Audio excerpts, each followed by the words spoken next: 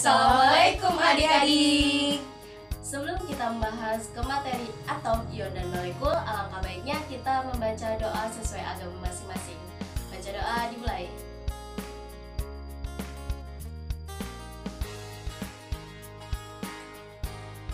Alhamdulillah semua sudah membaca doanya.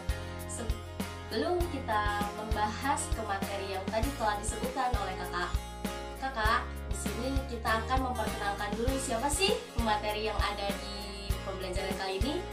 Nah, perkenalan dulu ya. Dimulai dari Kak Andri dulu. Perkenalkan, nama saya Andri Lestari untuk membahas materi atom. Dan di samping kakak yaitu Kakak bernama Santi membahas materi ion. Perkenalkan, nama kakak Salen yang akan membahas mengenai molekul. Nah, sebelum kita membahas ketiga materi tersebut, kita akan memberitahukan apa sih tujuan dan indikator dari pembelajaran kali ini. Untuk indikator akan dijelaskan oleh Kak Santi. Oke, jadi sebelum memulai pelajaran kali ini, kita harus membahas indikatornya. Untuk indikator, yang pertama yaitu kita dapat mengingat kembali mengenai atom, ion, dan juga molekul.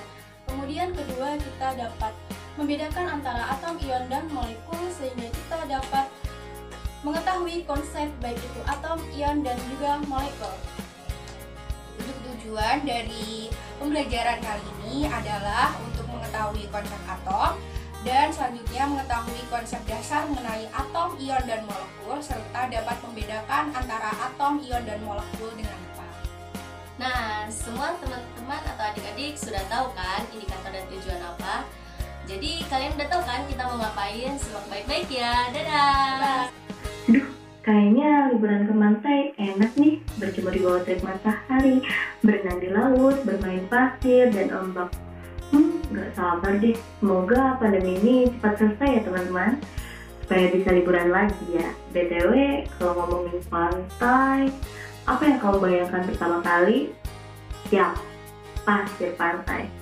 Pernah nggak kamu iseng ngambil segenggam pasirnya lalu pelan-pelan kamu buka tanganmu dan membiarkan pasir itu tertimbang itu? Enak ya rasanya. Pasir yang ukurannya kecil-kecil itu meninggalkan tekstur yang lembut, tapi juga sekaligus kasar. Mereka pergi perlahan-lahan dari telapak tanganmu. Ada yang jatuh lewat sela-sela jari, ada yang terbang begitu saja. Kawan deh. Nah, pasir pantai yang biasa kamu genggam merupakan salah satu contoh cat atau materi padat berupa butiran. Butiran pasir umumnya berukuran 0,0625 sampai 2 mm. Kecil banget kan? Walaupun kecil, butiran pasir masih bisa dipecah dan pecahannya tetap disebut pasir. Loh, kemudian jika kedua butir pasir tersebut dibelah menjadi 2 lagi, maka akan memperoleh 4 butir pasir. Nah, jika butir pasir itu kita belah terus-menerus, maka akan diperoleh sebuah butiran pasir yang sangat kecil sekali, tapi masih tersusun dari materi yang sama, yaitu silika. Bagian terkecil dari suatu materi disebut partikel materi. Partikel materi tersusun dari atom, molekul, dan ion. Apa yang dimaksud dengan atom, molekul, dan ion? Penasaran nggak? Kalau iya, yuk simak pembahasan kali ini oleh kakak-kakak. Pada tahun 450 sebelum Masehi, Yunani kuno, Demokritus dan Leucippus menyampaikan sebuah gagasan bahwa sebuah materi yang ada di alam semesta tersusun atas partikel-partikel kecil yang tidak dapat dibagi lagi. Nah, gagasan mereka lah yang nantinya disebut sebagai atom. Demokritus dan Leucippus pada abad ke-5 sebelum Masehi berandai-andai, apa yang terjadi jika kayu dipotong terus-menerus menjadi lebih kecil?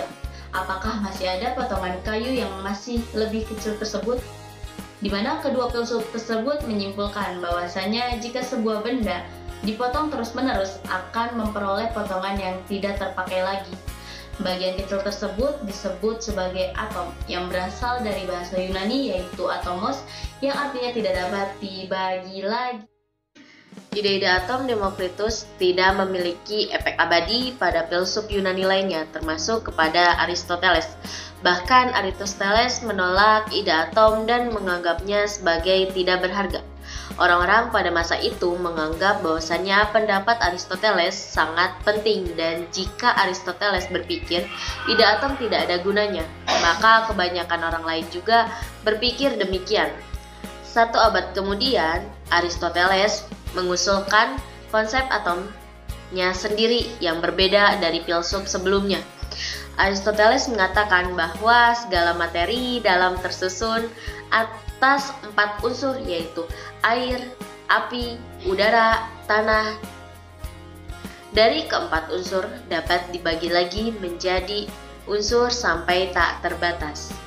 Sampai di sini para filsuf hanya merenungkan gagasan mereka tentang atom tanpa melakukan pembuktian empiris dengan eksperimen. Meskipun demikian, konsep atom tersebut bertahan hingga ribuan tahun. Pemahaman struktur atom semakin berkembang seiring dengan awal perkembangan ilmuwan kimia modern. Nah, pencetus kimia modern yang pertama adalah seorang ilmuwan Inggris bernama Dalton. Dari tahun 1803 sampai 1808. Dalton adalah orang pertama yang melibatkan kejadian kimia seperti halnya kejadian fisik. Dia mendasarkan asumsinya berdasarkan data kuantitatif. Dalton mengibaratkan atom sebagai bola pejal dan mengemukakan 4 postulat. Postulat yang pertama yaitu partikel-partikel tersusun dari atom yang sangat padat dan kecil yang tidak dapat dibagi lagi. Partikel-partikel tersebutlah dinamakan sebagai atom. Yang kedua yaitu atom-atom suatu unsur identik dalam segala hal, tetapi berbeda dengan atom-atom unsur lain.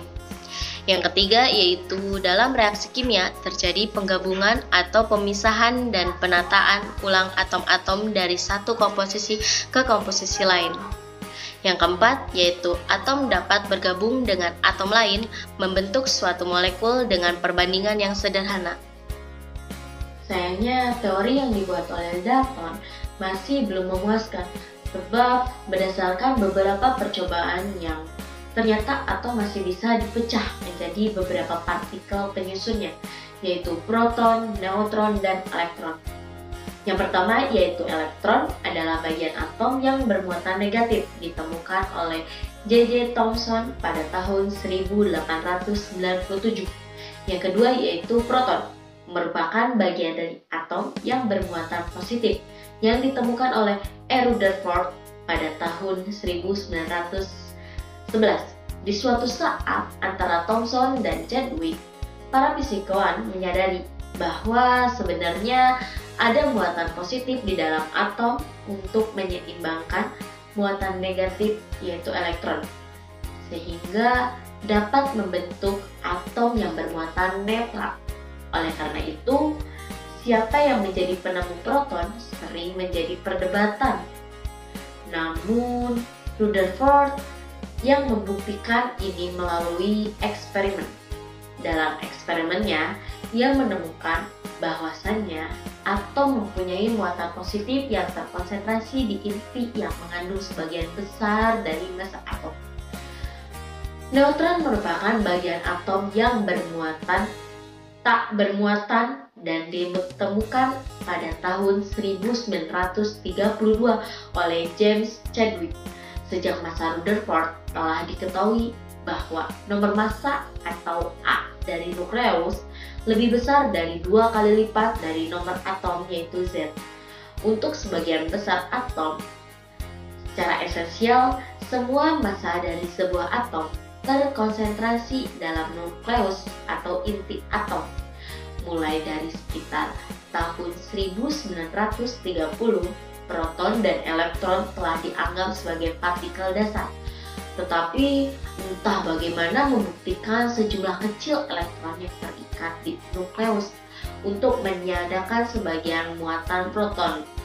Pada saat ini kita tahu bahwasannya hal itu tidak dapat terjadi karena tidak terdapat energi yang cukup kuat. Akhirnya Chadwick berhasil menghitung massa dari neutron. sehingga lengkaplah penyusun sebuah atom yang terdiri dari proton, elektron, neutron, dan inti atom. Kamu minum apa, Len? Kelihatannya seger banget. Air putih nih, mau? Enggak, makasih. Mengenai konsep yang akan kita bahas, kira-kira air itu tersusun dari apa ya? Ya, air kan tersusun dari atom-atom. Masa iya sih? Lalu atom itu sebenarnya apa? Kemudian atom ada penemunya nggak ya? Siapa sih penemunya? Lalu bagaimana kira-kira cara menemukannya? Tenang San, habis ini akan dijelasin sama Kak Andri mengenai atom. Simak baik-baik ya. Oke deh. Jadi seperti itu ya sejarah atom. Lalu apa sebenarnya atom itu? Masih pada belum tahu nih? Atau udah pada tahu? Oke, baik, supaya adik-adik lebih jelas dan paham, Kak Andriani mau menjelaskan tentang atom. Simak baik-baik ya. Nah, adik-adik semua udah tahu belum atom itu apa sih? Lalu hubungannya dengan molekul dan ion itu apa? Nah, adik-adik semua, asalkan kalian tahu, semua materi yang ada di alam semesta ini, baik dari air, api, tanah, dan udara, tersusun atas partikel-partikel materi yang tidak dapat dibagi lagi. Oke teman-teman, apakah kalian tahu apa sih atom itu? Nah, atom itu adalah satuan terkecil dalam materi, baik itu berupa benda cair, benda padat, dan juga gas. Atom itu disusun oleh partikel penyusun atom yang terdiri dari elektron, proton, inti atom, dan neutron atau netral, di mana atom ini terdapat di alam ada beragam jenisnya. Atom tersebut menyusun unsur yang sama ataupun unsur yang berbeda. Oke adik-adik, lanjut ya. Tahu nggak sih atom itu berhubungan erat dengan tabel periodik? Lalu apa hubungannya? Mari simak penjelasan dari kakak-kakak. Jadi, mengenai tabel periodik unsur, di mana tabel periodik unsur merupakan susunan unsur kimia yang diurutkan berdasarkan nomor atom, sehingga sifat dari periodik kimia suatu unsur semakin jelas. Nah, adik-adik sudah menyimak kan penjelasan tadi dari Kak Andriani tentang konsep dasar atom. Lalu kalian sudah tahu kan kalau di tabel periodik terdapat banyak sekali atom. Lalu bagian apa aja sih yang ada pada simbol atom? Nah, ini dia, atom dapat dituliskan dengan X, di mana A adalah nomor massa, Z adalah nomor atom, dan X adalah lambang unsur. Oke, dalam simbol atom yang dijelaskan oleh Valen, sudah dijelaskan mengenai bagian-bagian dari atom. Nah, tapi ada kalanya suatu atom memiliki persamaan baik itu pada nomor massa, nomor atom, ataupun pada neutronnya. Nah, mengenai persamaan-persamaan tersebut, jadi dalam atom itu terdiri dari 4 jenis persamaan dalam atom. Nah, mengenai persamaan tersebut, mari kita simak berikut ini. Persamaan yang pertama yaitu isotop. Nah, apa sih isotop itu? Jadi, isotop merupakan atom yang mempunyai nomor atom yang sama, tetapi memiliki nomor massa yang berbeda. Nah, pada setiap isotop, suatu unsur memiliki sifat kimia yang sama karena jumlah elektronnya pun sama. Jadi, isotop-isotop tersebut dapat digunakan untuk menentukan massa atom relatif. Persamaan yang kedua. Nah, persamaan yang kedua yaitu isobar. Apa sih isobar itu? Jadi, isobar adalah atom yang memiliki unsur berbeda yang mempunyai nomor massa yang sama. Persamaan yang ketiga. Yang ketiga adalah isoton. Nah, apa sih isoton itu? Isoton adalah atom unsur berbeda yang mempunyai jumlah neutron yang sama. Kemudian pada persamaan yang keempat, isoelektron. Nah, mengenai isoelektron, apa sih isoelektron itu? Jadi, isoelektron adalah atom unsur yang mempunyai jumlah elektron sama setelah menangkap ataupun melepaskan elektron. Oke adik-adik, jadi demikian itu mengenai tabel periodik unsur yang tadi sudah dijelaskan tentang simbol-simbol dan juga persamaan yang ada pada tabel periodik unsur. Nah, supaya adik-adik ini lebih paham lagi mengenai tabel periodik unsur, maka berikut ini beberapa contoh soal yang bisa adik-adik kerjakan sebagai latihan soal.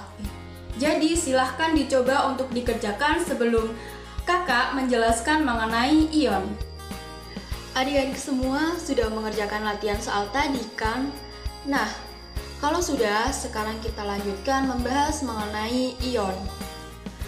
Adik-adik, apakah zat yang dimasukkan ke dalam masakan tersebut berupa garam termasuk ke dalam ion? Lalu, apa sih hubungannya antara ion dan atom? Kemudian, apakah adik-adik sudah tahu hubungan antara ion dan atom? Adik-adik sudah menemukan jawaban mengenai hubungan ion dan atom belum? Nah, mari kita bahas. Jadi, kita mulai dari sejarahnya dulu. Nah, sejarah ion dimulai dari pertama kali diperkenalkan oleh seorang ahli kimia dan fisika yang berasal dari negara Inggris. Dia bernama Michael Faraday pada tahun 1834. Kata ion itu sendiri berasal dari kata Yunani, yaitu ion atau ienai yang berarti pergi. Pada saat itu, Michael Faraday menemukan spesies-spesies kimia yang bergerak dari satu elektroda ke elektroda lain dalam larutan berair. Meskipun demikian, Faraday tidak dapat mengidentifikasi partikel-partikel yang bergerak di antara elektroda tersebut. Tetapi Faraday mengetahui bahwa ketika logam larut ke dalam dan memasuki sebuah larutan pada satu elektroda, maka logam baru akan muncul dari larutan pada elektroda lainnya. Zat tersebut telah bergerak melalui larutan dalam satu arus. Ini membawa materi dari satu tempat ke tempat yang lain. Partikel inilah yang selanjutnya disebut sebagai ion. Kemudian lanjut mengenai jenis-jenis dari ion. Nah, Faraday juga memperkenalkan kata anion untuk ion yang memiliki muatan negatif. Kemudian kata kation untuk ion yang memiliki muatan positif. Di dalam tata nama Faraday tadi, untuk kation dinamakan demikian karena mereka tertarik ke katoda dalam perangkat galvani. Dan sedangkan untuk anion itu sendiri dinamakan demikian karena mereka tertarik ke anoda. Sehingga jenis ion tadi dibagi menjadi dua. Yang pertama yaitu anion yang memiliki muatan negatif, kemudian yang kedua itu kation yang memiliki muatan positif. Jadi, ion adalah partikel yang bermuatan listrik. Nah, terdiri dari bermuatan listrik positif atau proton, kemudian ada juga bermuatan listrik negatif atau neutron, dan bisa juga bermuatan netral. Oke, sekarang kita kembali kepada tabel periodik. Nah, untuk lebih mudahnya kita lihat dulu pada bagian golongannya. Pada golongan 1A, semua ionnya memiliki ion 1+, di mana contohnya yaitu H+, Li+, dan lain-lain.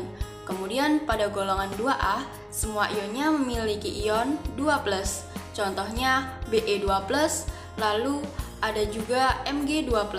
Pada golongan 3A, semua atomnya memiliki ion 3+, di mana contohnya yaitu B3+, dan juga Al3+, dan lain-lain. Pada golongan 4A, semua atomnya tidak dapat membentuk ion kecuali timbal atau Pb2+, di mana timbal memiliki ion sebanyak 2+. Pada golongan 5A, semua atomnya memiliki ion 3-, di mana contohnya yaitu N3-. Kemudian pada golongan 6A, semua atomnya memiliki ion 2-. Contohnya yaitu oksigen atau O2-. Kemudian pada golongan 7A, semua atomnya memiliki ion-. Contohnya Cl-, Br-, dan lain-lain. Sedangkan pada golongan 8A, semua atomnya tidak dapat membentuk ion karena golongan 8A termasuk ke dalam gas mulia.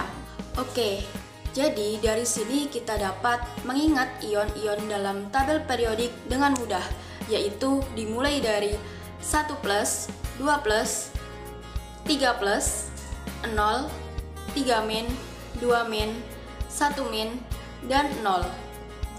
Oke, jadi demikian itu mengenai materi ion.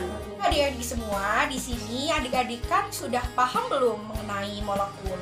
Lalu, apakah adik-adik sadar bahwa kegiatan adik-adik mengeluarkan urin atau kencing di dalamnya itu terdapat kandungan amonia yang merupakan contoh dari molekul? Lalu, apa kalian tahu molekul itu seperti apa? Simak baik-baik ya penjelasan dari kakak-kakak berikut ini. Sebelumnya, apakah teman-teman sudah tahu apa itu molekul? Molekul adalah suatu kumpulan yang terdiri dari sedikitnya 2 atom dalam susunan tertentu yang terikat bersama oleh gaya-gaya kimia atau biasa disebut dengan ikatan kimia. Suatu molekul dapat mengandung atom-atom dari unsur yang sama dan dari unsur yang beda. Molekul-molekul yang mengandung lebih dari 2 atom disebut dengan molekul poliatomik. Macam-macam molekul ada 2. Yang pertama ada molekul unsur dan yang kedua ada molekul senyawa. Molekul unsur merupakan molekul yang terbentuk dari hasil penggabungan antara atom atau unsur yang satu jenis. Molekul unsur ini pada intinya adalah molekul yang terdiri dari satu jenis atom atau unsur saja. Adapun contoh dari molekul unsur diantaranya ada oksigen, ada fosfor, nitrogen, dan ada juga hidrogen. Sedangkan molekul senyawa adalah molekul yang dihasilkan dari penggabungan antara unsur atau atom dengan jenis yang berbeda. Perlu diketahui nih, bahwa semua senyawa adalah molekul, yang tidak semua molekul adalah senyawa. Contoh dari molekul senyawa yaitu sebagai berikut, diantaranya yaitu karbon dioksida atau CO2. CO2 merupakan hasil penggabungan antara karbon dan oksigen sehingga bisa dilihat bahwa atom H berbeda dengan atom O, dan CO atau karbon monoksida terdiri dari satu atom karbon dan satu oksigen. Oke adik-adik, demikian itu materi mengenai atom, ion, dan molekul. Jadi mari kita simpulkan bahwa yang pertama, atom adalah satuan terkecil dalam materi, baik itu berupa benda cair, padat, dan gas. Sedangkan molekul adalah suatu kumpulan yang terdiri dari sedikitnya 2 dalam susunan tersebut yang terikat bersama oleh gaya-gaya kimia atau disebut dengan ikatan kimia. Sedangkan kalau materi yang ketiga itu ion. Ion itu adalah atom atau sekelumpulan atom yang mempunyai muatan total positif atau neto. Sekarang untuk molekul itu kumpulan beberapa atom baik yang sama maupun yang berbeda. Hingga hubungan antara atom, ion, dan juga molekul ini yaitu atom itu bagian terkecil dari benda yang tidak bisa dibagi lagi. Kemudian untuk ion itu atom yang memiliki muatan baik itu positif ataupun negatif. Nah, kalau dia atau ion ini melepas elektron berarti bermuatan positif. Lalu sebaliknya ketika menerima elektron, si ion ini akan bermuatan negatif. Oke adik-adik, demikian itu materi atom, ion, dan molekul. Semoga bermanfaat. Sampai jumpa.